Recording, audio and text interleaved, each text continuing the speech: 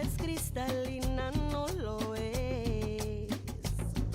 Humilde hogar de lámina y cartón que estallan en el cerro con los rayos del sol.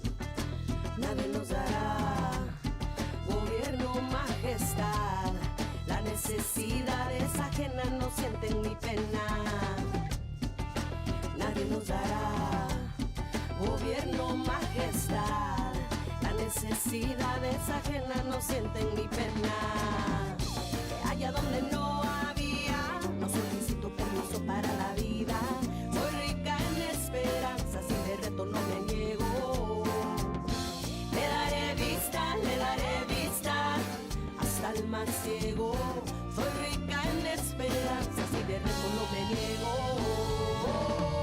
Estoy aquí, y de reto no me niego. Estoy aquí,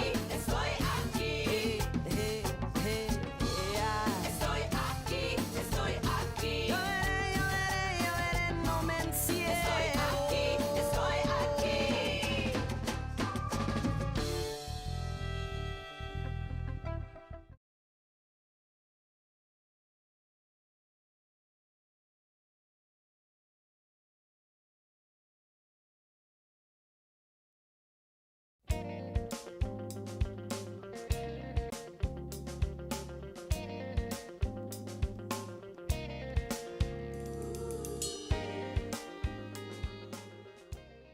Welcome to Trek Table, your Sunday weekly podcast holding Trek space for Black, Indigenous, Brown, women of color, queer or otherwise, and our allies. Hey, what's up? I'm your host, Dayla, and today I'm holding Trek space for all that tender man of color goodness between Space Poppy Hugh and Cleveland Booker. Oh, and of course, Tilly, Adira, Saru, and Burnham in this episode. and I am your co-host Claudia, and today I'm holding Trek Space for discovering that the journey can be more important than the destination. Hi, I'm your co-host Maya, and I'm holding Trek Space for cranky, smart youngins who don't want to do icebreakers until they crash into ice. Oh, it's great. Hi, I'm your co-host, Maya Mama, and I'm holding Trek Space for people accepting change as a gift. And hi, I am your co-host Marie Wren, and I'm holding Trek Space for subtle, not subtle ways to ask for help because politics. Yes, and we want to welcome everybody to the Trek Table, and we start by acknowledging that our teams for the Trek Table are on the unceded land of the Tongva, the Chumash, the Quiche, the Ohlone, Puyallup, Pawtucket, and Massachusetts people. We're grateful to the Indigenous stewards of these lands, the ancestors who have come before, and those who are here now, and those who have yet to come. We invite our listeners and our viewers to be an acknowledgement of the lands that you are on. Feel free to follow the links in the chat if you don't know where you are. Let's go ahead, everybody. Plant your feet flat on the floor. Let's go ahead. Take a breath in through your nose and out through your mouth. Yes, and I want to say thank you to everybody for joining us today as we hold Trek Space for Women of Color here in front of our live digital audience on the Outside In Theaters YouTube channel, as well as all of you listening on our podcast. Our opening track is titled Chicana Skies by the band Quetzal off the album Quetzal. You'll be hearing several tracks by Quetzal throughout this episode of Trek Table. Follow them at Quetzal Music on Instagram and see our show notes or the chat for a link to their merchandise and more. Yes, and we want to welcome everybody to episode 36 of the Trek Table. Thank you so much for showing up for this conversation with women of color. We're assembled today to discuss Star Trek Discovery Season 4, Episode 4, All Is Possible, which started streaming on Paramount Plus on December 9th. So we're super excited about this. Hope folks are caught up. I just want to say, we keep forgetting to say, this is a spoiler-filled show. If you have not seen the episode and you don't want spoilers, don't watch us. Go watch the episode, then come back. That's what we're here for. All right. So we are excited about this episode. We have a great episode today. We are ready to talk about it. I just want to honor people's spoiler journeys. We're talking about All Is Possible, Season 4, Episode 4, and we're going to look at this episode and the themes of self, service, and leadership. We're going to chunk through these journeys that of self that Book and Tilly are on in this episode, some really big things. We're going to get a chance to check in and look at how Burnham and Saru and Culber's journey of self are having this intersection right now in terms of service and leadership. And then, of course, we're going to be able to talk a little bit about leadership, building effective teams in a time of pandemic, or let's talk about cadet training missions for the newly reopened Starfleet Academy.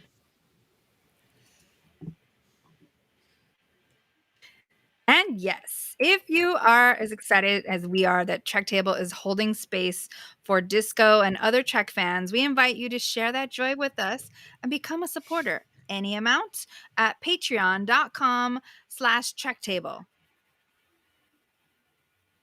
And we are also just so glad that you are joining this BIWAC Trek conversation. Hello and welcome. So that we can build with each other, we'd love to know, how do you enter this conversation as a Star Trek fan? Are you a newbie, Star Trek curious? Are you an OG Trekker? Are you from a Star Trekking family? Are you Star Trek fam? Trek Zaddy, Trek baby? Let us know in the chat.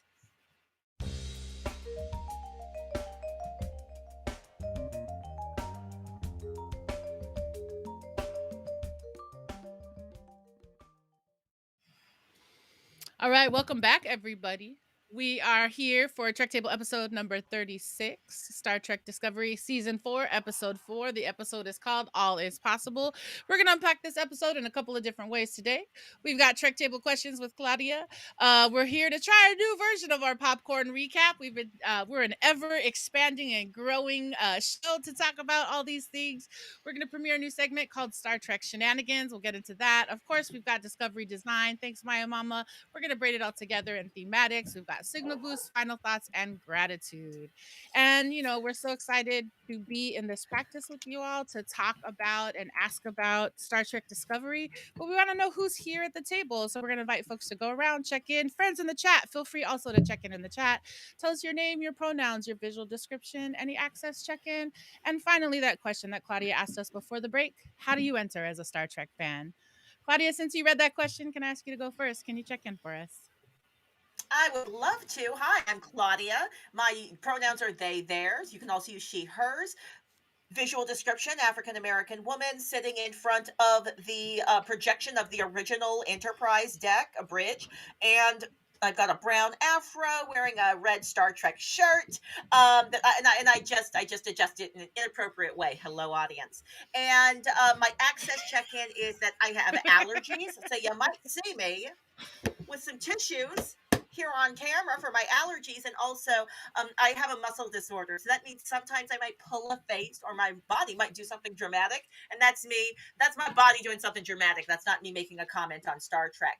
And I identify as generational Star Trek and poly sci-fi. Find me a science fiction thing I'm not into. Would you like to talk about Foundation after the show? After the show.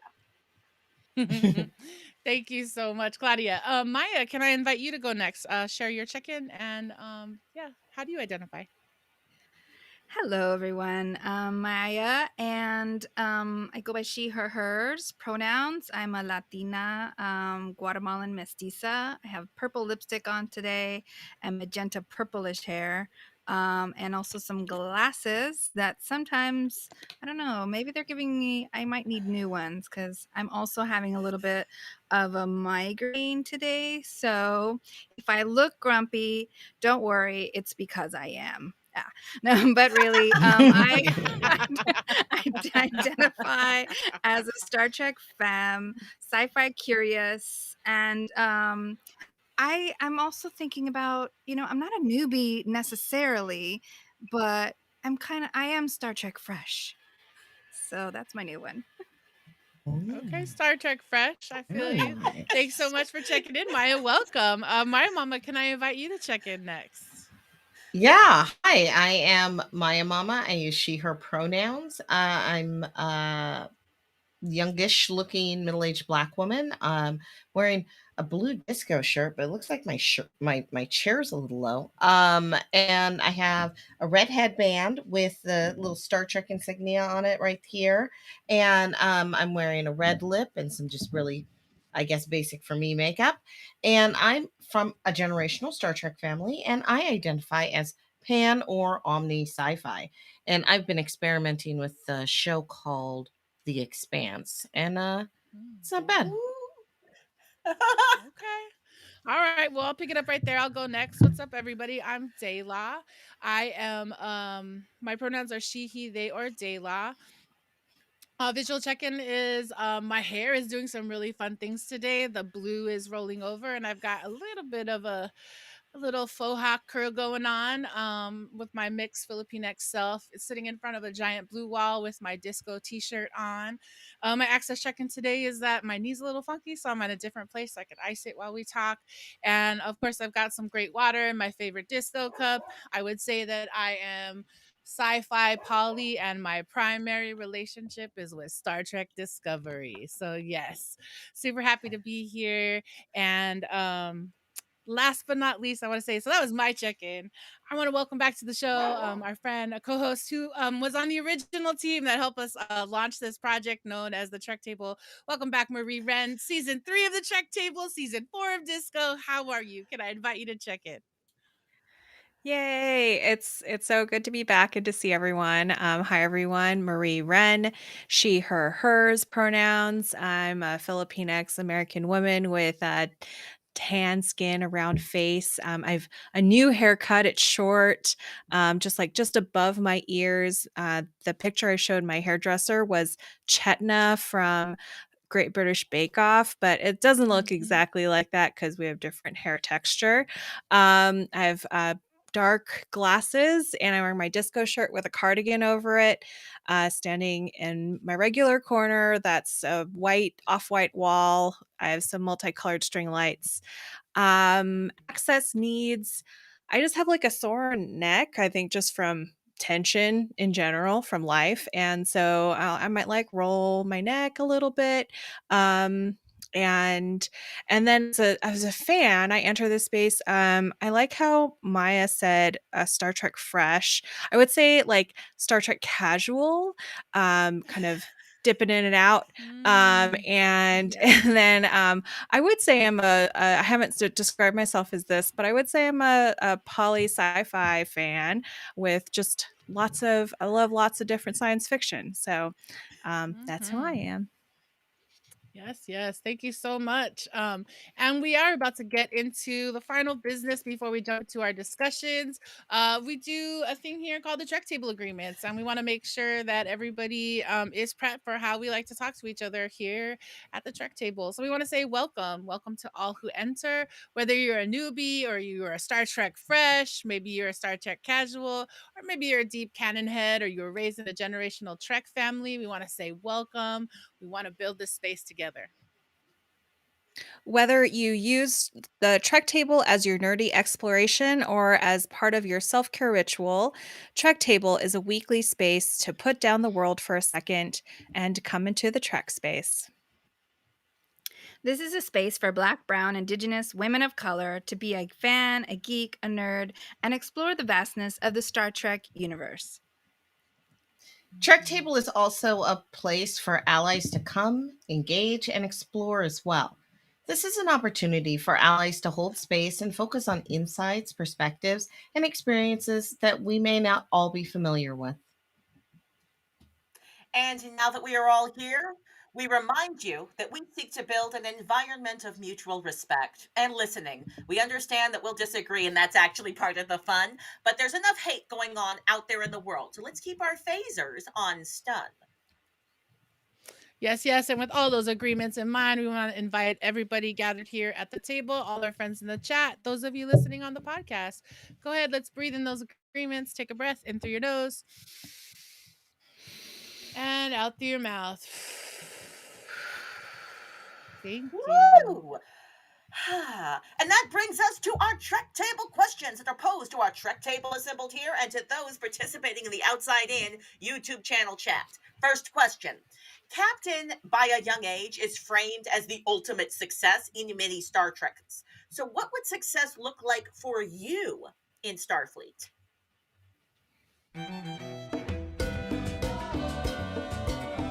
Mira que regresa el maldito.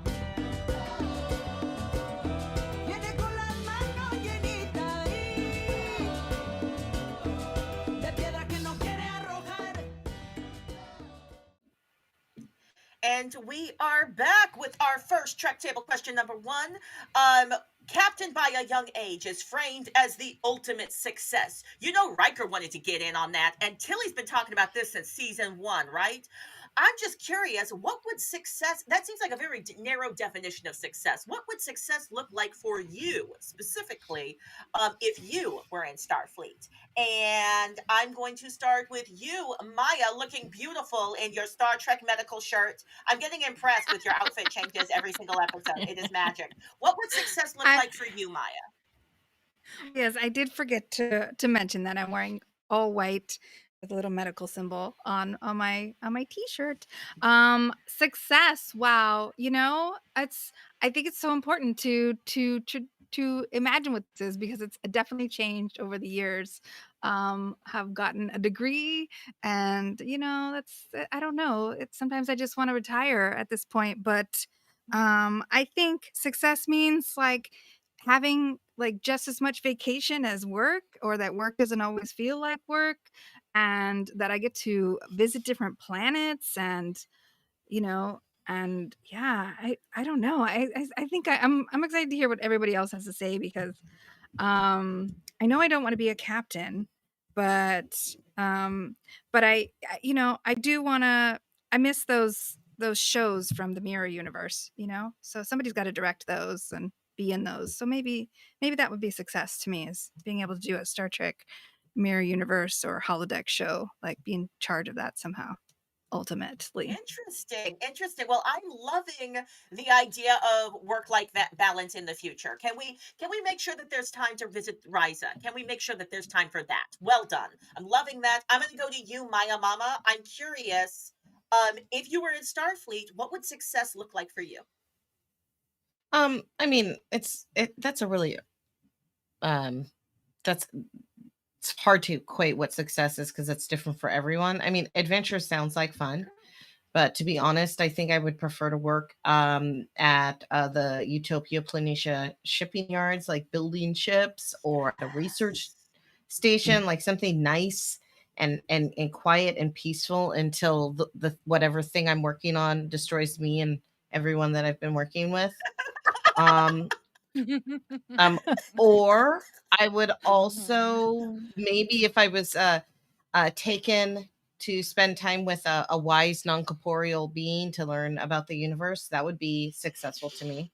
That'd be cool. Ooh, Yeah. okay. All right, Maya Mama, That I'm sounds loving this. Those nice. are two radically different visions. And I was like, I Hmm. was with you with this prosaic, like, let's just be at Utopia Planitia. Let's just build ships. Let's just like keep it real.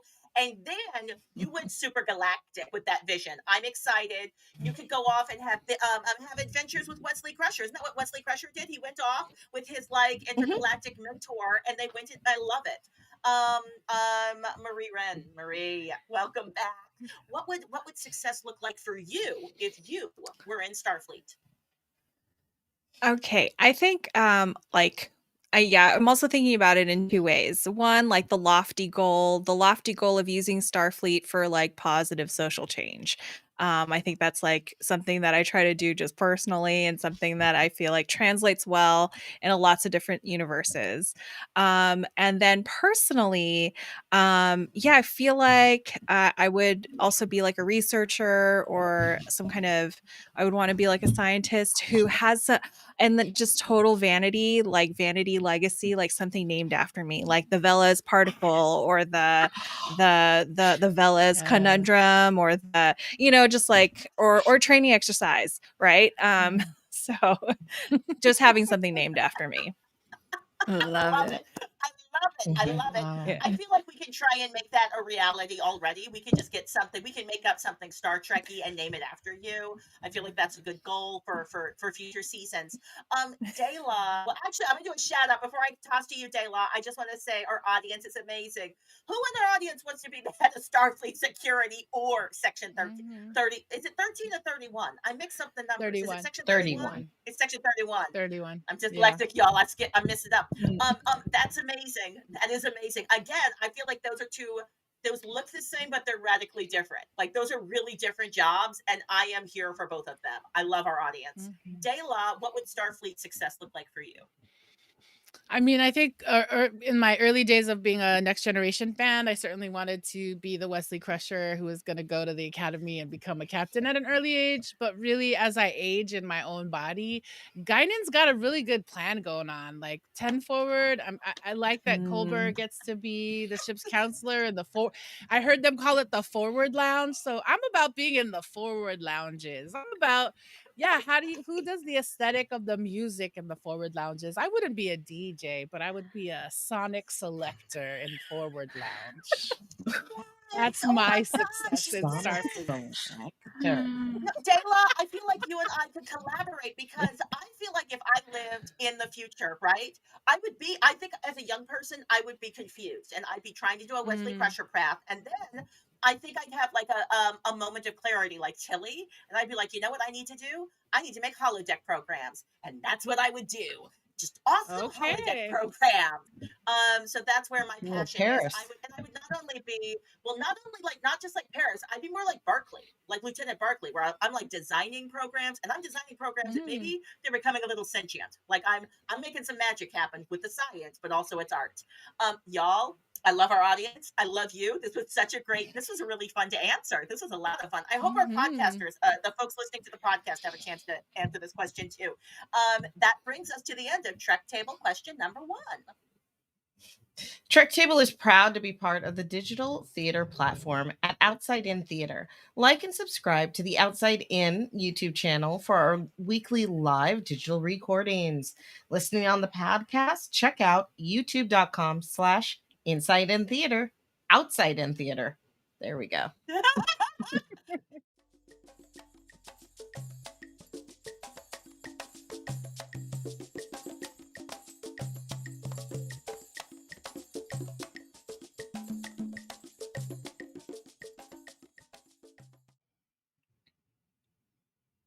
Yes, and with that song Matanzas by the band Gets All, we know it's time for popcorn recap. Today we're gonna try something new. We're always trying to innovate on this show. What is the best form of recap for us from a BIWOC perspective?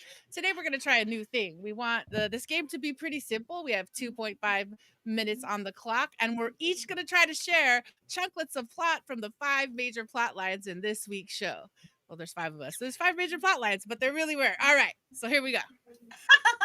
And we're talking about Star Trek Discovery Season 4, Episode 4, All Is Possible, written by Alan McElroy and Eric J. Robbins, and directed by John Ottman. Okay, so we think this is funny because Marie Wren and I are Star Trek newish, but we bring a fresh perspective. I'm calling it Star Trek Fresh. Claudia is bad with proper nouns, and Maya Mama comes from a generational Trek family. And Dayla, well, she loves the minutia. Can we get it done? Okay, sorry. We've been told to hold. Not everybody can hear the magical voices in our heads. We're gonna do a tech hold. I think Tribbles might be in the Jeffrey tubes again. Ooh, That's okay. Claudia is Maya, and Maya is Claudia. Well, happens all the time. Yes. Um, I'm curious for our friends in the YouTube chat. Like, yeah, this concept of this episode. I'm curious, like, what was the biggest thing that stood out to you? I mean, we're about to jump into it this whole episode, but while we wait, I'm curious, like, what stood out for folks? What are you excited for us to talk about? There are 5 plot lines we're gonna go over, so maybe these 5 plots will help us. 5 plot Mhm. lines. I know, right? I'm so proud of myself. Mhm. I just asked us if we should recalibrate the stabilizers. The stabilizers, yes. And are I'm I'm trying to like always curious. Can I ask a different kind of question that we haven't brought up yet as we're in this technical hold? Thanks for our friends in the live stream audience. This is what live stream is about, right? Okay, so Mhm. programmable matter, we've talked about it a little bit in season 3, like Trek Table offline discussions. We talked about it in our recap episode for season 3 that folks can find on our Trek Table YouTube channel. And I'm just curious, like, um, yeah, I'm just curious, kind of programmable matter and do we make anything like in the future, Well, or is everything yeah, just replicated? I'm curious too. Thank you for asking that because I've been trying to figure out. Okay, so it's everything made out of programmable matter. Like it's everything. Like are the chairs? Is the if I was writing on a piece of paper on the ship, is it made out of is the food programmable matter? Can you eat programmable matter? I don't think I understand Mm, it. mm-hmm. I don't think you can Um, Uh, eat programmable matter. Or And maybe you can. I don't know. well, are there crafts people too that, like to build things from a resource of sorts? yeah, what is I it to wonder be an about that artisan too. in the future? mm.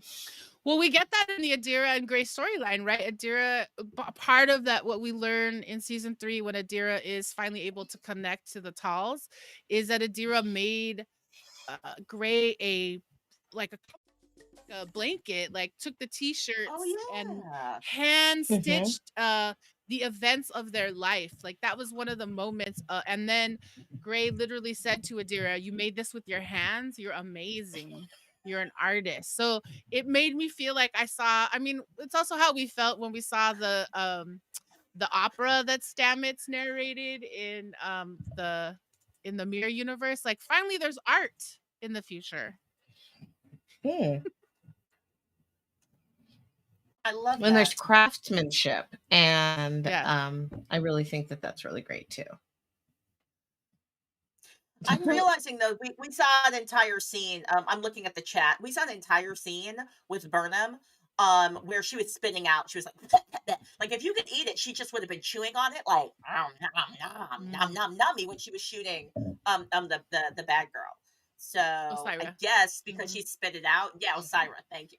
Thank you for recognizing. I was like, I can't find her name. I'm just gonna call her the bad girl, which didn't feel really appropriate Mhm. because like she had like some authority and weight to her. She wasn't a girl, she was a bad woman.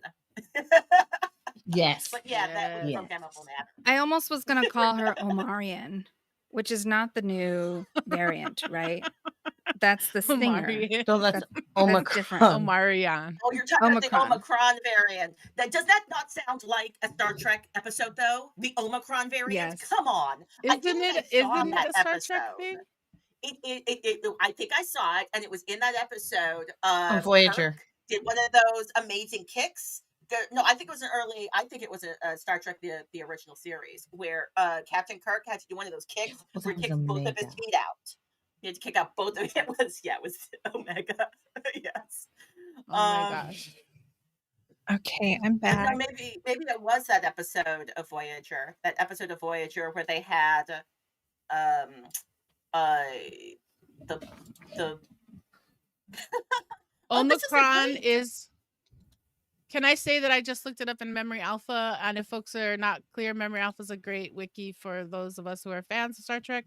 Shut up. Did Omicron I make a Theta Star was. Trek joke that was real? No. It's real. Omicron is a Mhm. planet. There's Omicron 4. Omicron SETI It's 3. a theta. Yeah, Omicron City 3. Um, yeah, it exists. It's for reals. And I felt like I That's saw that. amazing. I felt like I saw that in the news as people Oh, were thinking about here's the Omicron. audience. The audience giving us shade. You're completely right. The audience was like, "Where you were waiting all this time, you should have been practicing the popcorn recap." Really good point. We would prefer to just Oh. talk about Star Trek more, different parts of Star. I love that we just had an entire Star Trek conversation while we were waiting to do the show.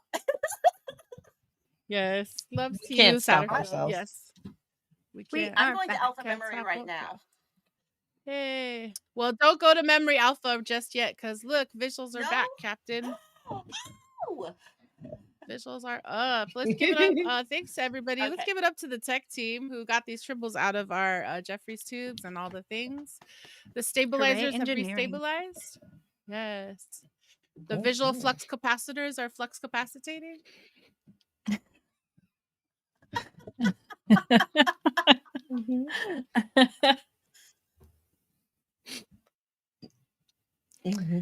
Yes. Check, check. Awesome. Thanks everybody in the digital chat for this hold as we wait. All right, Tech, are we ready? I'm going to invite everybody to go ahead and take a breath in through your nose. This is live digital space. This is what happens sometimes as the interwebs do what they do. We're super grateful to be back. Everybody, let's go ahead. Take a breath in through your nose and out through your mouth. Awesome. Thank you so much. I'm going to have us go ahead and we're just going to start back at the top of this popcorn recap. Just so that we can go ahead and restart this whole segment so we get a clean audio cut for the podcast friends and when we make edits for the video replays. Awesome. So thanks audience for hanging in there with us, and yes, we could have practiced. We have been figuring out the practicing, so we're gonna see how this one goes. I'm gonna invite hosts to hunker down, get yourselves resettled, get ready. We're about to tell the story of what happened in Star Trek Discovery season 4 episode 4, All Is Possible. All right, here we go. That sound cue was the song Matanzas by Quetzal, and so that means that we know it is time for popcorn recap. Today we're going to try something new for this segment. We are going to try to alter the game just a little. It's still pretty simple. We have 2.5 minutes so that all of us together can tell chunklets of the 5 different plot lines in this week's episode. Today we are talking about Star Trek Discovery Season 4, Episode 4, All Is Possible, written by Alan McElroy and Eric J. Robbins, and directed by John Ottman. And we think this is funny because Marie Wren and I are Star Trek newbies, or, we bring that fresh perspective, or dare I say, Star Trek fresh. Claudia is bad with proper nouns, and Maya Mama comes from a generational Trek family. And of course, Dela loves all the minutia. Can we get it done? Let's do it. Incoming transmission. Okay, so Tilly still feels lost, and then Dr. David Cronenberg is asked for help with an officer to lead a training exercise, and then Tilly says yes. Cadets are the best that Starfleet has to offer, but then the guidance, but they need guidance and team building. Mentoring is hard. Tilly can't be her bubbly self because the shuttle has crashed and the training is turned into a crisis. Then they crash into a moon where it's hostile and there are creatures trying to attack, and then Tilly and the cadets have to work together to survive, including moving past space stereotypes and interspecies trauma. So then, led by Tilly, the cadets mostly survive and they trauma bond. And then Tilly gets offered a job with the Academy and says yes.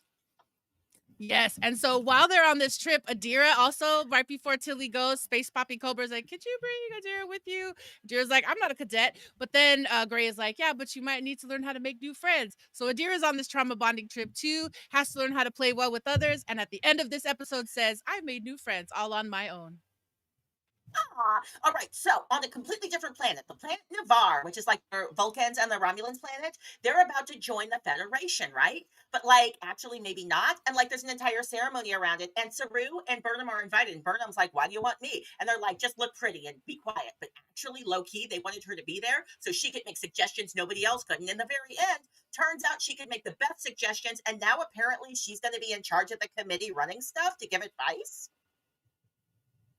So what we got here are two presidents playing a little parent trap with Saru and Burnham, but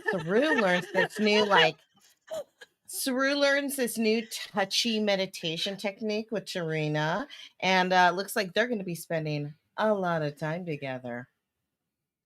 And then Book, he's going through it, and Culber offers the therapy, and he's in the room, all relaxed, trying to be, hey, I'm a cool therapist. Don't worry, you can talk to me. And Book is a little bit resistant, but can anyone really understand what it's like to lose your home planet? But maybe Culber can. So he shares some of his personal anecdotes and even brings his cultural history, the Muerto Parao. And then Book does some sand sculpture and Quajon rituals. And it's like, I'm mad and I have feelings. And then, he's starting to feel a little bit better. So he asks Culber, you want to talk about it? I mean, this is helping me. And then Culber's like, yeah, maybe later.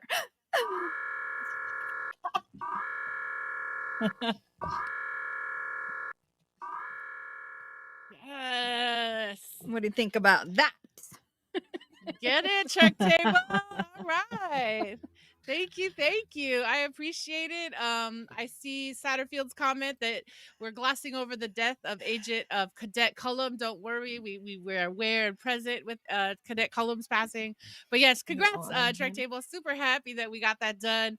For our friends watching and listening, if you want a kind of an act by act breakdown and you're interested in some of the deep dives, we always want to amplify friends at Women at Warp. Kennedy Allen did this week's episode recap, so you can check it out. Links in the chat and on your screen. Thanks so much. And if you are having a good time, let's keep this dialogue going. Like and follow us on Instagram at Trek Table and on Twitter at Trek_Table. Hashtag BIWOC Trek.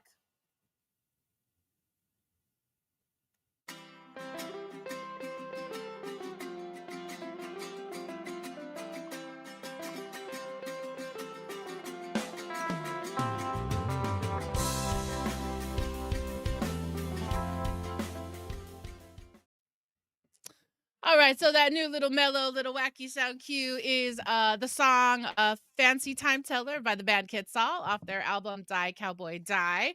And this is our attempt at a new segment today, this week. We're looking to talk a little bit about sometimes that moment when you see the Easter egg. Sometimes you see that wacky little thing that Star Trek fans might know, or maybe it's just stuff that we at the Trek Table, we really want to be like, see you, love it, calling it out. And this is Star Trek Shenanigans. Maya, can I ask you to go first? With our first shenanigans, still no seatbelts in space. So here we go on the shuttlecraft and programmable matter collide again, and still no seatbelts in Star Trek space. Even when they program chairs, they don't program seatbelts. Cadet Callum played the ultimate price, and we honor you. Shenanigan number 2. Equity, diversity, and inclusion team builder in full effect. Anyone else feel deja vu? Tilly and her cadet training are nods to all of the EDI or EDIA or IDEA or DEI team builder groups that you've ever been in. How can this group who doesn't work well together bond and then build? Beautiful. Shenanigan number 3, parasitic ice. I see you call back to season 3, episode 2, and Tilly and Discovery runs in to parasitic ice on Corden. Plus, let's not pass up the opportunity to highlight Tilly thinking quickly with that tricord that manifests binding and rope. Come on, team, with that heave ho that will free Adira from this alive ice. I mean, damn. Is that a thing in the future? Ice is going to have free will and try to eat us? Mm-mm. Wow. What the hell? For real. Shenanigans number 4, monster of the week, form of giant starfish. Yes, we are loving that this episode, we're not only getting that long-term season episodic arc of the stories, but we're also getting a monster of the week. And this week, we're super excited to see these giant amalgamations of light eaters in the form of giant starfish. See that duet? We're wondering, is this a spoiler for Suicide Squad? Shenanigan number 5, Vulcan flirt meditation. Captain Saru, keep your eyes closed the whole time. That's exactly what President Trina says. And we say, get it, Saru. Saru can get it. Burnham sees, Rillick sees. Kelpie and T was being passed. Show enough Tarina gonna see some Saru. Yes, we are all about species sex positivity, species love.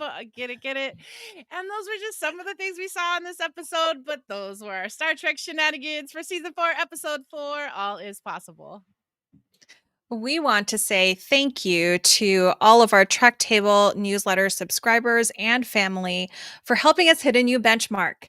Trek Table on our own YouTube channel. Like and subscribe as we prepare to launch fun new content and more in January. Hit the links in your chat or in the episode notes.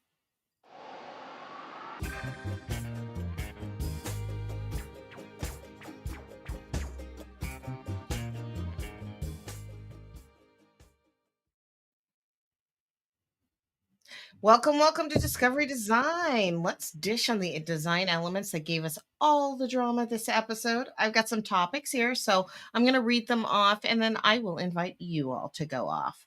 So, the first thing I want to talk about is Dr. Culber's office, just the comfiness of it, the openness. I just think that it's just so beautiful. The window that's letting in, I guess, natural light of space, and there's some really pretty art pieces that are scattered around there. Comfy pillows, nice couch. Claudia, can I invite you to share some of your observations with me and everyone else again? Yes. Yes. Well, okay. Question about this. Slow motion. Have you all noticed how much slow motion there is Mm-hmm. in Star Trek Discovery? I feel like there's more slow Mm. motion in Star Trek Discovery than any other Star Trek there has ever been. And at the top of this episode, there was this amazing moment where Burnham is slow motion walking past a black officer, and the officer does the black nod, and then they just keep on walking. And I just wanted to say, did anyone notice the black nod? There were black nods in the future. I was just excited. Did anyone else notice? I'm seeing the head nods. All right, dope, dope, dope, dope. Yes, yes. Okay. I Also, I did have another notice. question. I'm sorry. Yeah, yeah. Please, Go. please. All I want to say is I see how also if folks don't know about the black nod, it just looks like someone's nodding to the captain. So there's also that moment that it just made me be like, oh, she runs a ship that's like, what's up? Maybe Stop. maybe How you they're doing? all, maybe I was reading into it. Maybe everybody nods. For future episodes, really watch carefully while she's slow motion walking and see if other people Mm-hmm. nod. I might have been reading some Mhm. cultural significance into that wasn't there. Speaking of cultural significance, I got another question. So this episode was set on the planet Navarre, and it looks so nice. Like it looks like a place I want to vacation, but I've got this memory, this Star Trek memory, that Vulcan is like really harsh and hot and hard for other species to live on. I don't know why I got this in my head. Am I tripping? Does anyone else got, is this a thing? Well, I mean, I was gonna say I feel like the culture is hard for for non-Navarians or non-Vulcans because of how just kind of like strong their culture like um ways are with like logic or the meditation, like they're like in the meditation there's no like, okay, we're gonna meditate now. It's just kind of like all of a sudden everyone withdraws into meditating. And so yeah, I Yeah. was like, oh, just like there's like no like kind of like introduction to what they're doing for any guests. Okay. Thank you, No, Marie. I was thinking, oh, go ahead, Maya. well, I was going to say that Vulcan is warmer than Earth. Mm. Typically, it's a desert planet. So Hmm. you're going to have, I think, desert type of issues, and humans are generally weaker. No offense, humans, Whoa. than other alien species. Um, Mm. so yes, there is that. Claudia, you got anything else? I really liked the colors on the cadet's ship. And I wasn't Hmm. sure if it looked like a ship from Prodigy, the cartoon, but I like the Mm. color scheme on it. Mm. Oh Oh, that's yeah. so cute. I love that show. Prodigy, yes, for the win. It's adorable. It's totally my speed. I would say it gets like 10 I don't know, finger claps or whatever on the Star Trek Fesh on the levels. Yes. Scale. That little ship, the scale, that too. Meow. Meow. Mhm. Well, let's talk about this ice planet that they are on, or moon. I guess it's a moon. It's an ice moon. We have mountains and trees. We have this red lightning coming down, and I love the way that the colors of the blue and the red sort of play off of each other. The blueness that keeps kind of everybody kind of in a sad, depressed state, and then contrasting that, Navarre is this bright, it has all these bright, warm colors. So, I mean, and honestly, like, come on, come on. It gets more beautiful each time. Navarre does. The treaty room, Mm. the the just all of the spaces that everyone's hanging out in. And um and even the president's hookup, I mean, her meditation room.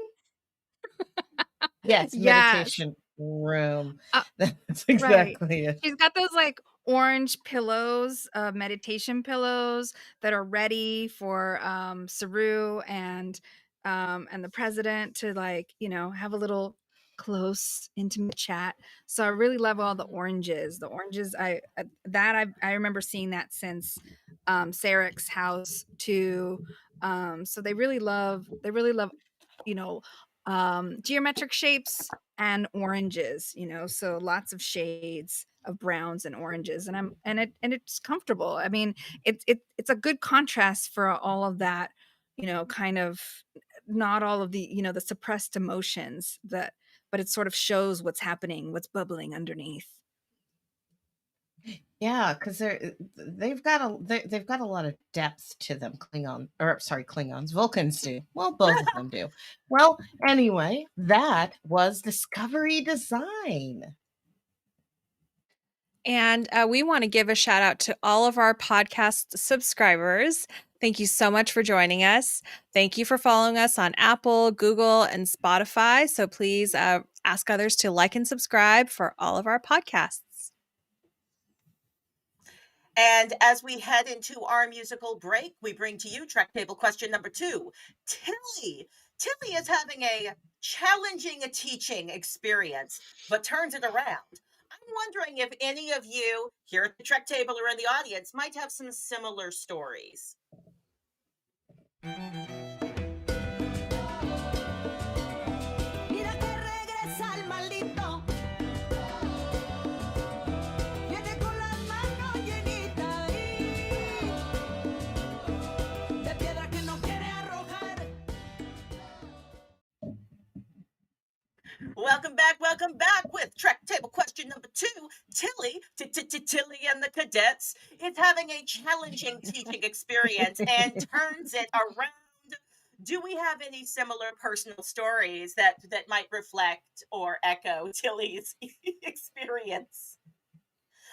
Dela, you are an amazing educator. I've seen you do an educator of children and adults out in the world. Do you have a story you want to share with us? Yeah, I mean, I feel like I'm thinking of Zoom rooms that you and I, Claudia, have helped to run as we try to get groups of people, strangers we've never met, talking to each other about what's happening on their team, in their group, at their school. But I will just say one of my highlights of the learning is I created a new Zoom icebreaker that's about breaking out of the box, and I've gotten adults to do it successfully, which I feel like is the most difficult team. So yeah, I feel for Tilly. I felt for her. The jokes that didn't land, all that stuff. I was really Oh, engaged. So yeah, yes. Oh my gosh. I was there. I was feeling that so hard. Like the cringy moment of like cuz I tend to be a bubbly as you have experienced on this show. I tend to be enthusiastically into what I'm enthusiastically into, and I don't like to I was not cool in high school because I was into stuff. I couldn't pretend to be like I'm not into stuff cuz I'm cool. I'm that teacher too. I'm just like we're doing stuff in the classroom. And when you've got like a cold audience, it's so cringe. And just like the children are judging you, like, oh, miss, oh. So I'll share the story of I was doing a class in New York, got off the subway, got into the classroom, literally not enough desks for the students. Students were sharing desks. And I was like, oh no. Because it was like one of those programs where like they cut all of the good educational programs out of the school. And then they're like, hey, let's find some poets that we can underpay to supplement this. So like they ship us, we're going to all the different schools. The classroom is like like they seemed like they were ready to like start a riot. Like it was just like that energy of like they were angry for good reasons. I brought in all these exercises. They couldn't do my exercises because they literally didn't have like the tools, the books and the pencils. So I did a freestyle class. We did a class that was about freestyling, about repeating language and then listening to it and repeating it back and building on it. And it was amazing and actually one of the highlights of my teaching experience now that I think about it. Yeah. Wow. Maya, you're also an amazing educator. You're out there in the world. This is one of the things you are doing. Maya, what you have a story that reflects Tilly's experience? I mean, yes. I came from educational spaces where even in academic space I wasn't graded or I had narrative evaluations, or we or especially my undergrad, they were all about icebreakers, so I've been in spaces where they're like, no, we're not doing that. But it's hard because in the academic space, I feel like, especially when you're on a short, like 10-week system, you're just really like go, go, go. And and then when I love the juxtaposition of when I am doing workshops where people are happy to be there. They've decided to be there. They're working on their creative work. And so they're usually down to do whatever I ask them to, which is super fun. But yeah, I often have this experience where I go in really excited and they're grumpy. And I've also been told, don't crack a smile at the beginning so they'll respect you, especially as a youngish looking, woman of color. I don't look like often what people expect. I mean, Latinas are like point, I don't know, 2% of academic, professors and lecturers. So it's just, it's really rare to see someone like me at the head of the classroom. So I'm often sometimes trying to be a little bit harder than I actually am in real life. But I love to just crack jokes, and be able to get into that space. And I honestly, I'm in the finals week right now, and we've just had some final presentations, and students have just really been really appreciative and happy that I have been able to create a space where they feel seen and can connect to other humans, and when we're so isolated. So I feel like I'm doing something right, and the main thing I've been doing right is throwing all the rules out of the window and just being real. So Well, yeah. that's what Tilly had to do. They crashed that. Like, there are no rules once you crash on an ice planet. Maya Mama, have you had a crashing on an ice planet type of experience, and how'd you turn it around? Well, I used to work as a vocational coach and job developer, and I've worked at elementary schools and things like that. But I think that, and also I'm a parent, and I say that every training and every teaching is going to be a bit of a challenge because everybody thinks differently, and you just got to learn. You have to learn how to listen to them. So everything is a challenge. I don't know if I have the patience or as much grace as say Tilly has, but like I feel like I would have lost my temper a lot sooner than she did. That is real. Marie, how about you? Do you have any experiences that were similar to Tilly's? Yeah, I see you well, I nodding. mean, I see you like, nodding. yes. Well, I'll just say, like, without going into specifics, like, I am a first time manager with like managing full time employees in my position, and so this is like, yes, like all of these challenges and struggles and having to face them are so real. Of like, especially with an intergenerational like kind of employment situation. So trying to, I think for me, it's coming at it of like, I care, and we have a job to do. And so, like, how can we do this? Where can we meet each other?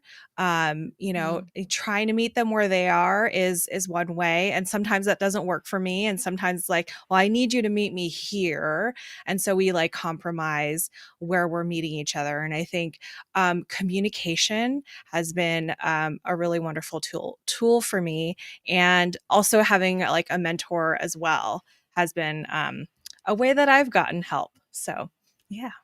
Oh my gosh, you would make such a good Starfleet Academy teacher. You would be amazing at it. I'm just saying, like, Yes. if this Yes. entire whatever it is that you do for a living doesn't work out, you should try that. I'm just saying. Audience, you're amazing. I'm loving all of your responses. My kids learn better than the adults I've had to deal with. Come on, that's real. That's real. Thank you all so much for exploring. Trek table question number 2. We also want to thank you all for listening and watching. We so appreciate you. And if you can, take a moment to head to tracktable.com to get a first look at the track table questions, inside scoops, and more when you sign up for our mailing list at www.tracktable.com. And now is that time in the Star Trek episode where we are going to, on Trek Table, where we dance. Get your dance on, everybody. It's time to dance. Dance break. Move it, groove it.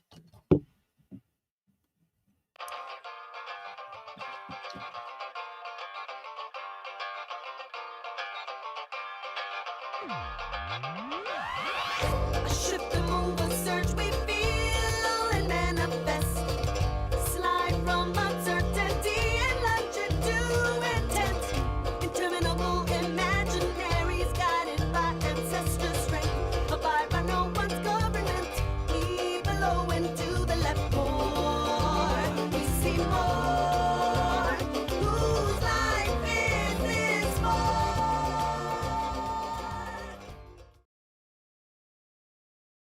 All right, and welcome back to the thematic section of the Trek Table. Thanks so much for that dance break and the Imaginaries by the band Quetzal. Here at Thematics, we like to weave together some of the themes and topics that we've been talking about all this episode. We've talked about it in recap. We've had shenanigans. We just did design. We've got some great Trek Table questions. And so we just kind of want to explore these three big themes of this episode. We're looking at themes, insights, and experiences and feedback reflection from our hosts this week. I'm going to start with topic one. We want to explore this idea of self, right? We really saw how this episode is a continuing journey of Book discovering himself, him having to grieve for his planet, for his people, and just wanting to really honor like the resonance that I felt in terms of watching Book talk about with Culber, how there is a specific tree, there are specific, it is the sands of a specific place, it is the water of this specific place. And so we're seeing echoes of indigenous and native peoples and what their connections are to the land. I think about during COVID times, all the indigenous communities and tribal communities that are having a hard time gathering to grieve because they cannot do ceremony with each other. So I just want to honor we're seeing that journey for Book. We're seeing this journey for Tilly and what's happening for her that we heard a little bit about in shenanigans and also in these Trek Table questions. So I just want to hold space that there's a lot going on, and that everybody is also still adjusting. Most of the disco crew is still adjusting to being in the future. So lots of stuff here about journey of self. Claudia, can I ask you to go first? Your thoughts and impressions on this topic of self that we're seeing in this episode. I was so moved by the entire Book and Culber journey. You rarely get that kind of journey in television. Generally, TV shows will they'll skip that part, and they'll if they're really doing good, they'll indicate that there was some period of time off screen that was spent doing the work of healing. And it's kind of amazing that this show has that point in it. It feels anti-patriarchal. It feels necessary for me as an audience member. So if I, the audience member, receive some traumatic story beats, it's kind of nice to have them pace an episode that gives me adventure and fun and also allows me to heal with Book. So I'm really, that actor is just doing bananas good work. He is so good, and he's really just taking us with him on this journey, and I'm there for it, and I'm hoping that there's more to it. It's nice to know that healing doesn't happen off screen, that it can take place inside the story. Yes, we love that healing does not happen off screen. Maya Mama, and then Maya, I'm gonna invite you to jump in here. Your thoughts on the journey of self in this episode. Book, maybe also Tilly. Tilly's got some big journey going on this episode. Maya Mama, your thoughts? Well, even the cadets and Adira, they all are trying to find the things that make them, because sometimes a part of yourself is even, how do I fit into this community and this new community of future Starfleet? Like, how do we fit in? It's important for them to know who they are and how they relate to others. And there's a lot of that I was really digging in this episode. Just a lot of like self-discovery. That was good. Okay, I love it. Thank you so much. Maya, your thoughts on the self in this theme of self in this episode.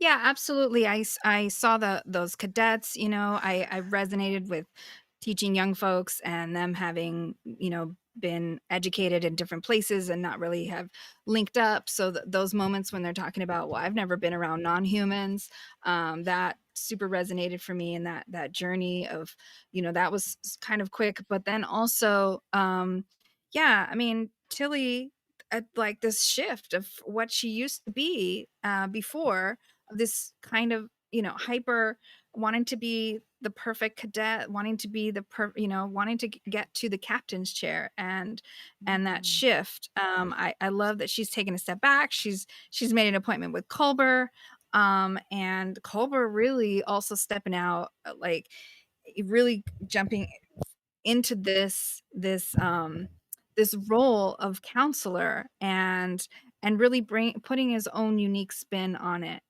and just asking questions and trying different things and really listening hard. And then just the tiny bit of that we get to see of Gray also in his new body, on a new journey with a new haircut and a new outfit, just trying some new things. Looking fierce. And I'll just say, anybody else feel like Gray is the sexy new Neelix? I don't know. That hair just felt a little Neelix to me. That's a little Voyager drop there. So I'm curious. But yes, I do think Gray looked fabulous. In my rewatch today, I was like, ooh, little Neelix there. So yes, I want to say thanks to Maya and my mama. That's a really great bridge for the second topic of the theme today. Is just think about service, right? Like how Tilly is approaching her role to service in Starfleet, how Culber is approaching his role now, having this dual role of both medical officer and ship's counselor, right? And I want to just open it up here for us to talk about service, and I want to bring Marie Wren into the conversation, because it's been a minute since we've been able to really talk with you, Marie, about Tilly's journey, and like she was certainly somebody that we were thinking about talking about in early Trek Table episodes as we discovered this show. Your thoughts on Tilly's journey in this EDI with Orions and Tellurites? What are you seeing in this episode? Well, yeah, I think I think that Tilly did, the job that needed to be done. And I don't know if she had any kind of background on any of the cadets, because it seemed like someone did, right? That there was and when the Emerald Chain was brought up, and like just, giving space for everyone to have a chance to say something, and say like what their background is and where they're coming from, because I feel like we won't know where people are coming from unless they say. And so that just that one gesture allowed for people to be able to find that they had more in common, whereas previously they saw each other as adversaries. Totes. And just what that gives us in terms of thinking about this place where Starfleet is rebuilding. I rewatched actually the very first season 1, episode 1, and I just noticed that moment with Saru and Burnham on the bridge, and their ability to, and just the growth of where they have been and what service means in this episode, right? Burnham and Saru are called into service by the Federation and Navarre. Maya Mama, can I invite you to jump in here? Thoughts about this topic and service? Well, I just really keep thinking about how Tilly is really is doing the opposite, the mirror of what Captain Killy is, rather than striking people down and ruling them. She's nurturing, she's growing, she's creating these great people. I just think that that's really interesting, just how far apart she's going away. She has the ability to command, we can see that, but that's not how she wants to command. And I just think it's really great. She's discovering her opposite side. And she calls herself out in that previous episode where she gets really frustrated with the deer. She's like, "Oh, I'm stammeting, right? Like I'm doing leadership model, communication model that I don't want to replicate." And I want to honor that this connection of service also connects to the third topic, which is leadership. Yeah, we're thinking about this connection between the Federation and Navarre. I'd love us to also reflect on, like, yeah, Burnham, this bridge called my Burnham, and just how Burnham again is not responsibility hoarding, but genetically happens to be the bridge in this moment that can link all the peoples. So I'm gonna invite Claudia, Maya to jump in here next. Thoughts about service also, but thoughts about leadership. Where are you at? Well, it's interesting because I used to be like all about the servant leader model, and I was like servant leader model. But in a white supremacist community and in a country that has just a lot of white domination and those kind of supremacy culture shapes, service can sometimes get twisted. So it's nice to see that in the future you can lead in a model that doesn't mean that you are being an overlord, but also you can lead in a way where folks aren't going to steal your power and make you a servant. I like the idea of being able to be in service without being made into a servant. And I personally think being a Starfleet, especially like right now where Starfleet is in its history, being a teacher is a more powerful position. If you're trying to change culture and shift the world, I think that you have the opportunity to do something more powerful teaching a class than just running one ship. Hmm. Mhm. My That's so other sweet. thoughts on I'm just Brenda? yeah, I was just I was like, thank you. Because it's such a thankless job.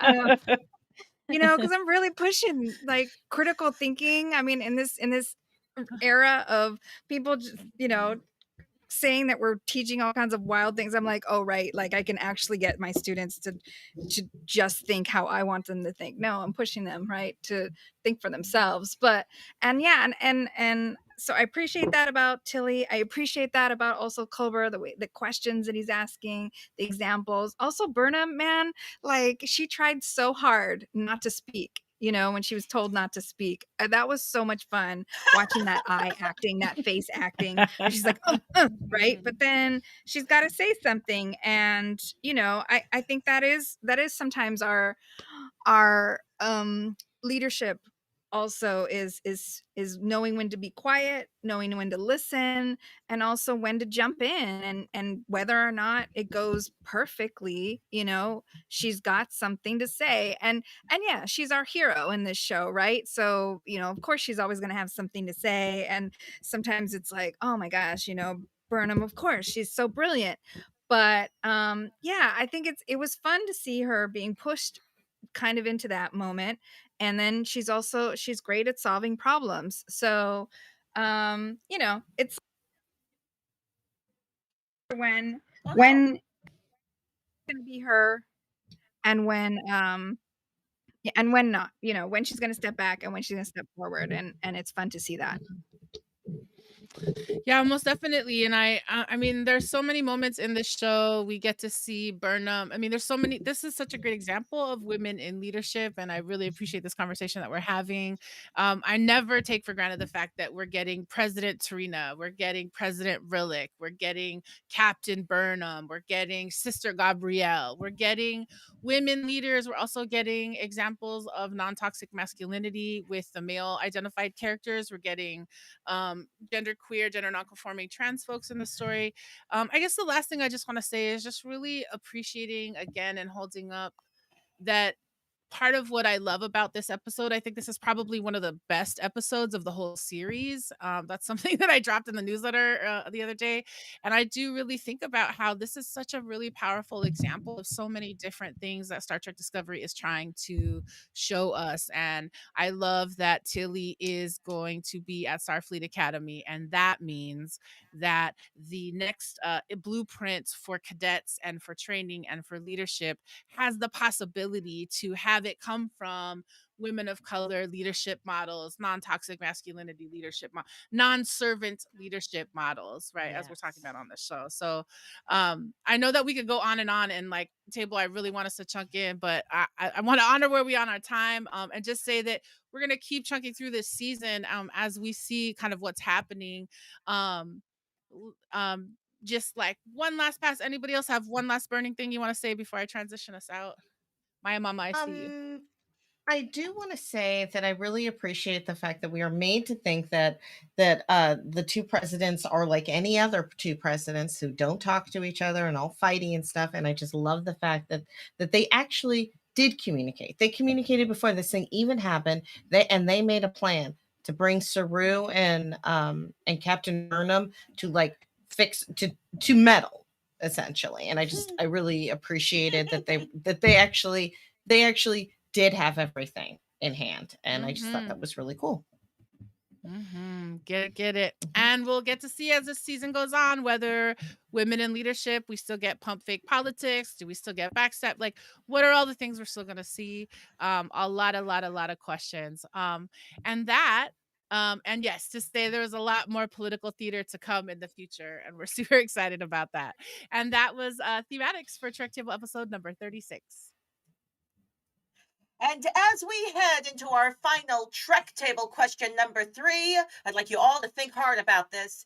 David Cronenberg is famous for being in other things other than Star Trek. Did you know this?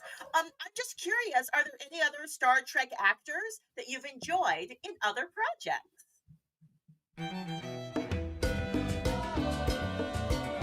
Mira que regresa el maldito. Viene con las manos llenitas de piedra que no quiere arrojar. Welcome back with question number 3 on the Trek Table. David Cronenberg is actually famous for being in things other than Star Trek. Turns out he's done other things than Star Trek. I'm just curious, what other Star Trek actors have you enjoyed in other projects? And for our audience members who are not in on the joke, David Cronenberg is a famous director. He directed The Fly with Jeff Goldblum. That one, there's been several Flies, but he did that one. He did Scanners. He did all kinds of movies that I really enjoyed in the 1980s and 90s. Y'all, what are some other actors you've enjoyed? Let me start with you, Maya Mama. I would have to say the eternal Jeffrey Combs, who's played a bunch of different roles on Star Trek, but personally, I really love him as the Question on the cartoon Justice League and Justice League Unlimited, playing the Question. It just seems appropriate for him as an actor. So I really like him in that. You're amazing, because I was like, wait a second, you know that Jeffrey Combs was in a movie directed by David Cronenberg. What? Yeah. Another thing. Go ahead and share it. Come on, share it. Well, share it, I was also gonna say, like, almost the entire series people of Gargoyles is also at Star Trek people. Oh my god, that's true. Come on, Gargoyles. Y'all remember the cartoon Jujutsu knows Gargoyles? about that Get in. gargoyles, right? Get on the Gargoyles. I am such a gigantic fan. If we would like to do a spin-off show where we just talk about gargoyles, we can do that, because that's almost Star Trek. You're right. It was like all the TNG cast voicing it. That's amazing. Okay, well done, Maya Mama. That is so much fun. Marie, what's an actor you've enjoyed in other projects? Well, I feel like this is where my Star Trek casual really like comes at the forefront of who I am, and I'm just like Whoopi Goldberg and Sister Act and Ghost and all the Whoopi Goldberg stuff, like, because yeah, like, well, because I'll say too that my I grew up Catholic, and the church that I attended when I was growing up in San Francisco is the Sister Act Church.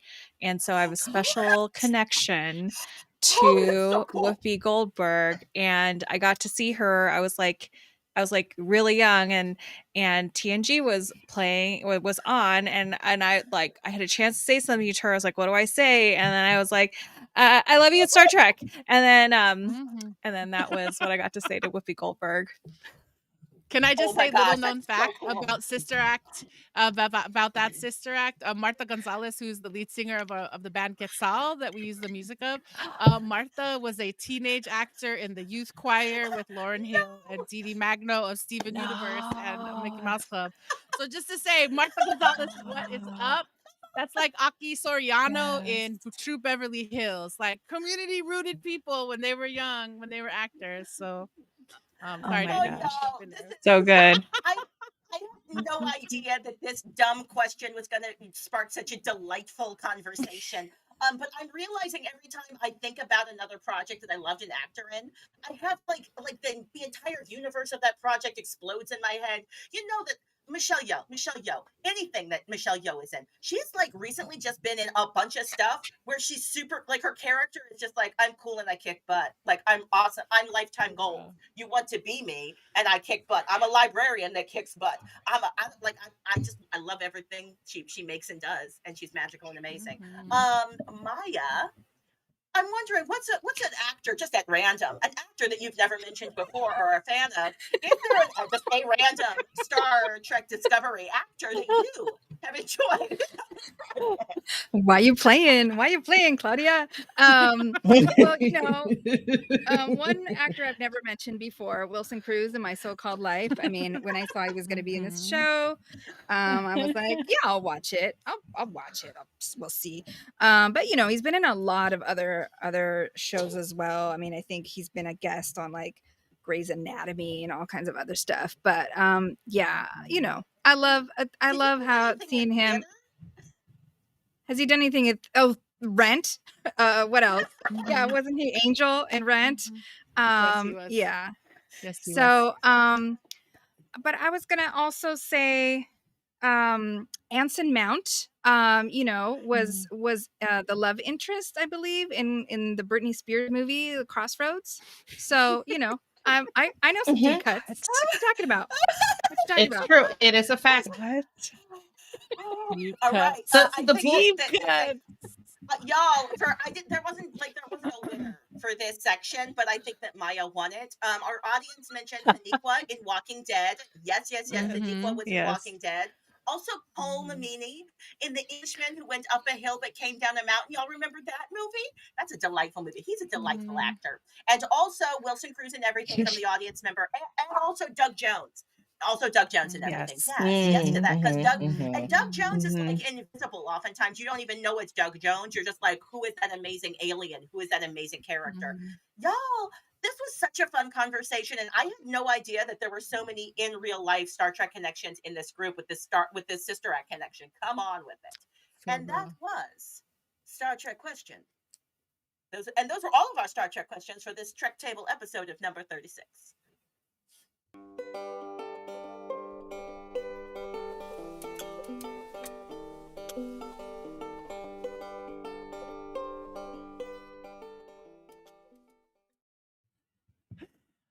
We strive here at the Trek Table to hold space for Black, Indigenous, Brown, women of color, period.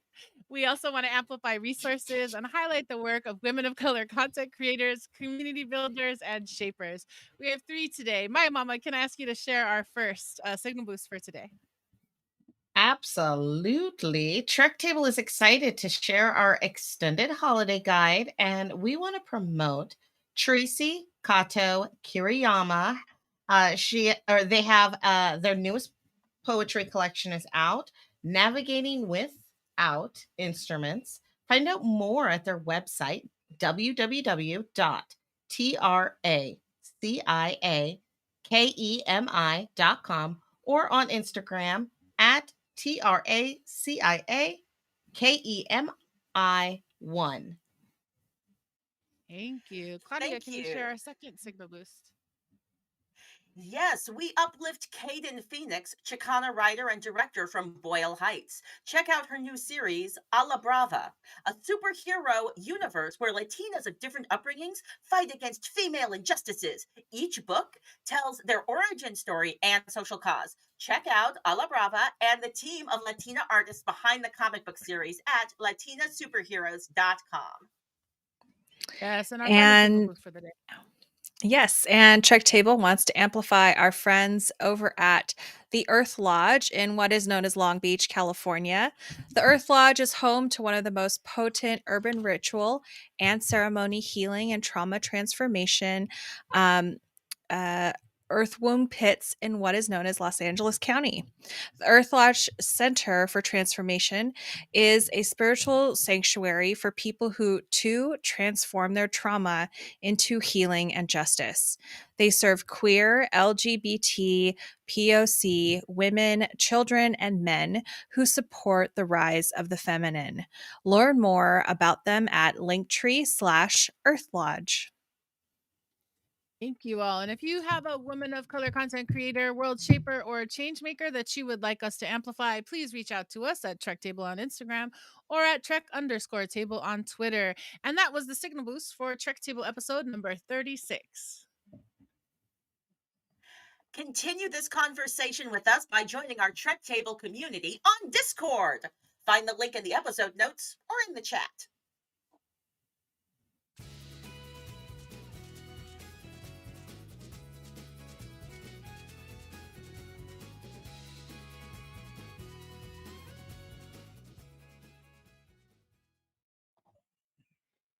And we want to say thank you all so much for joining us today for this 36th episode of the Trek Table. As is the case every week, we're coming to our final thoughts on this episode. It's been such a great time to have the five of us together for this Trek Table.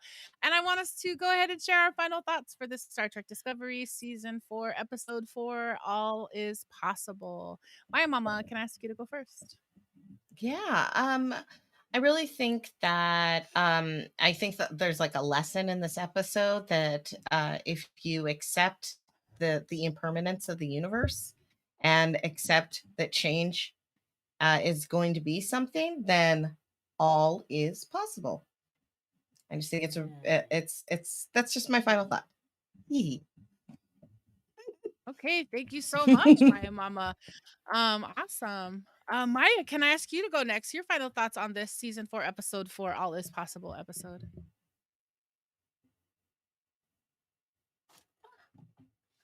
Oh, Maya, I think you might be muted.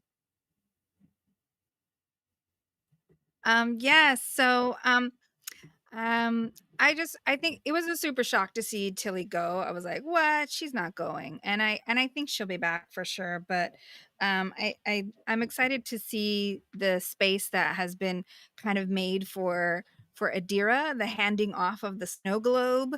Everything is possible. I think there are times when I want to believe that, and I want to see that, and I want to move that way in the world. And so I'm excited to kind of see the world through the fresh new eyes of Adira and her journey, or their journey. Sorry. I'm so sorry.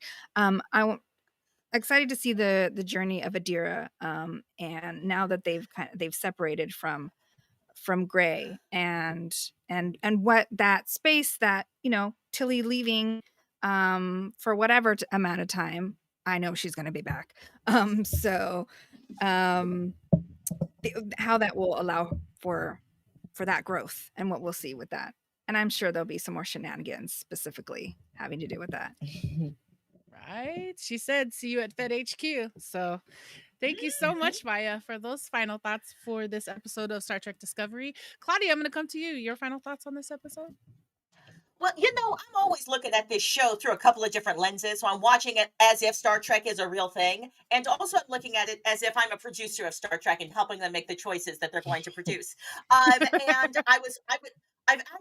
I've been clocking the storyline, and I've watched a lot of TV show instincts were kicking in, and they were telling me, oh, something's going on with this actress. But it wasn't, oh, there's bad vibes behind the scenes. Oftentimes, if there's bad vibes behind the scenes, a character just like gets killed mysteriously by the Pa Wraith. But other times, you will have these moments where they not only they get transitioned to a place where they can go potentially have a baby. That's my guess. I saw some pillow blocking where I was like, that's really like nobody uses pillows like that when they're hanging out in Star Trek. I feel like that's a strategically placed pillow, and that tells me that they all get along and they love the character. And the reason that Tilly is going to have some off-screen adventures is because the actress is going to have some off-screen adventures and it's totally coming back. And we're going to get more Tilly. I'm excited for the in real life thing that happened that potentially is making something more exciting happen on the show. My final thoughts.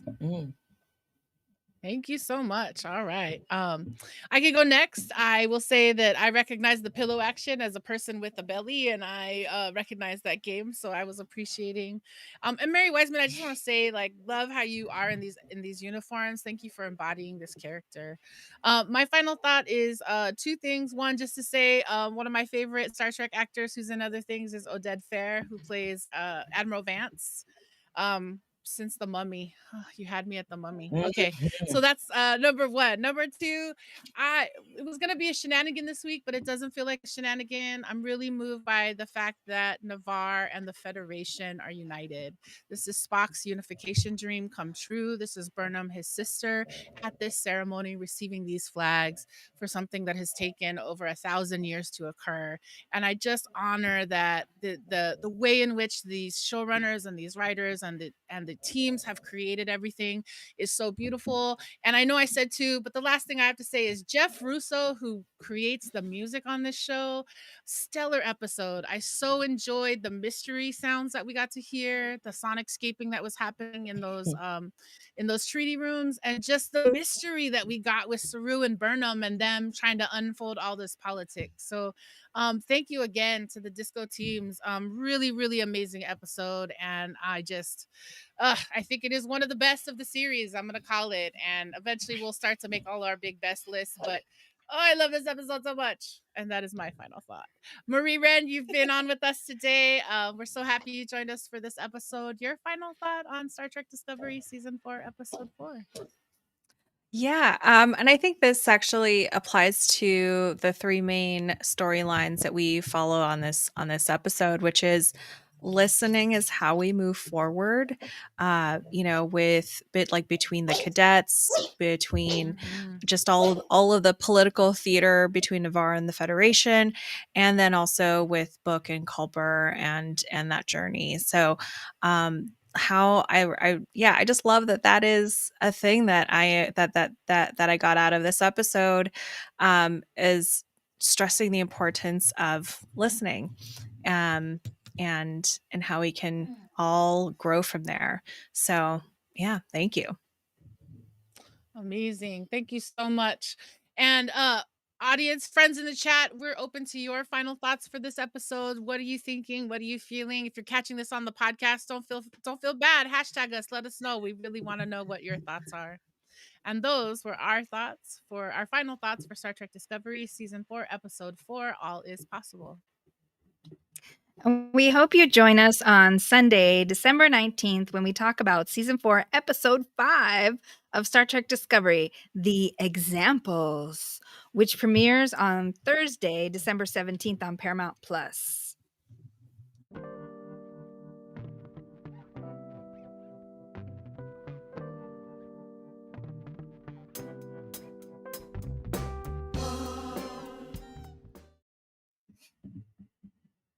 Thank you all for joining us at Trek Table. Get first look at the Trek Table questions, inside scoops, and more when you sign up for our mailing list at trektable.com. Find Trek Table Podcast on iTunes, Spotify, Google Podcasts, and wherever you get your podcasts. Like and subscribe to this YouTube channel so you can get more of this Trek Table into your algorithms. Yes. And let's continue this conversation on Discord. I was just opening up my Discord for the Trek Table community on Discord. Find our link here in the episode notes or in the chat, or search for Trek Table on Discord. And like and subscribe to us on Instagram at Trek Table and on Twitter at Trek_Table. Hashtag BIWOC Trek. Yes, and finally, I would like to say thank you so much to our Trek Table assembled today here. Thanks so much for holding down this ritual, for helping us watch these brand new episodes of this show that we love. We want to say a special thank you to not only Martha Gonzalez, but all of our friends over at the band Quetzal. Thank you so much for this amazing music. And of course, I want to say and name all of the contributions of our co-hosts today. Thank you, Claudia Alec, Maya Chinchilla, Maya Mills-Lowe, and Marie Wren Velez. Thank you so much for sharing your insights and your thoughts with us today. As we started today's show, we were thinking about holding Trek space for all that tender man of color goodness between Space Poppy Hugh and Cleveland Booker. Oh, and of course, Tilly, Adira, Saru, and Burnham. We were holding space for this episode. We're also holding space for discovering that the journey can be more important than the destination. We're holding Trek space for cranky smart youngins who don't want to do icebreakers until they crash into the ice, and for people who are accepting change as a gift. And finally, we're holding Trek space for subtle and not subtle ways to ask for help because politics. Trek Table is produced by executive producers Allison Dela Cruz and Luz Jadiwala, production coordinator Brendan Chang, stream manager Ariana Michelle, social media manager and chat moderator Isil Jimena Martinez. Deep, deep gratitude and thanks to Outside in Theater, with extra thanks to Paul, Matt, Jessica, Danny, and Tamlin. Thanks to Dr. Deborah Carter, Doc Zulu, and our partners at Visual Communications. Thank you so much, friends. Francis. Thank you so much, Francis. We would also like to thank our content partners at Calling Up Justice. Trek Table is a service mark of De La Projects, LLC. Yes, and we want to say thanks to everybody for joining us today at the Trek Table. We're about to close this ritual. I'm going to invite people to plant your feet flat on the floor. And let's go ahead and take one more closing breath. Take a breath in through your nose and out through your mouth. Thank you so much. We hope that you're going to join us next Sunday, December 19th, as we dive into the new Star Trek Discovery episode, The Examples, Season 4, Episode 5. It comes out on Thursday, the 17th, and we will talk to you on Sunday, the 19th. We're super excited about that. 4 o'clock Pacific Daylight Time here on the Outside In Theater YouTube channel. Don't worry, we're going to be holding Trek space for you until then. Thanks so much, everybody. Have a great week.